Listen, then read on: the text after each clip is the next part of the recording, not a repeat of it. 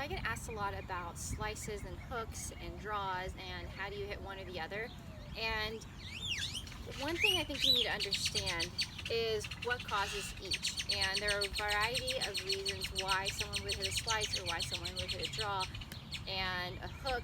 So if you're hitting a ball flight that's going, if you're right-handed and it's going off to the left, off to the right, sorry, the club face is open at impact.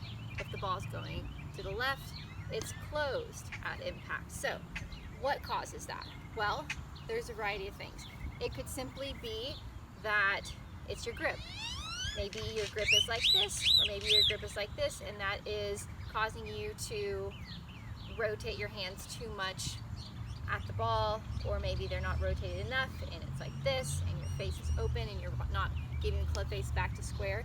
So that could be one thing. Another thing could be your swing path. So you could, if you're trying to hit, if you're hitting a hook, you could be taking it really inside, really outside, and that is going to cause the ball to go to the left. If you're hitting a slice, you go from outside, inside. And then also, it could be your setup. You could be set up with your feet and your shoulders in a position that's going to make you hit those shots. So one of the things that I like to recommend to people, if you're hitting a slice, can you hit a hook?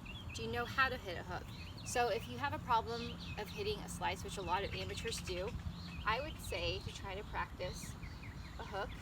So an extreme version of a hook. So you're going to set up really far right. Actually, before I get into that, I want to also explain, a lot of people have the misconception that if you're hitting a slice and it's going way to the right, that you need to set up more left. You need to aim more left. But actually, that's going to make your problem even worse, because golf in this term is it's opposite. So if you're hitting it to the right, you need to aim more right.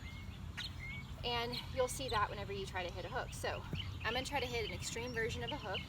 I'm going to aim really far out to the right. I'm going to swing really inside and really outside, like you're swinging to like first base. And then I'm really going to focus on getting my hands turning over and rotating at the ball. So I'm also going to move my hands over a little bit as well. Really inside.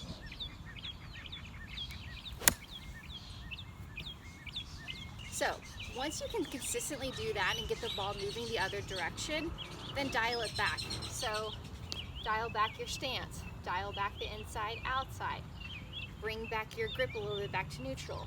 Now if you have the opposite problem where you're hitting hooks, then you're obviously going to try to hit slices and then dial it back from there. And I think without seeing someone and actually knowing what is causing the hook or the slice, that's the most effective way, is to have the person try to do the opposite and then dial it back into a more manageable, playable range. And then also in the time that you're doing that, you're learning more about how to self-correct and what causes certain things with the ball flight in your particular swing.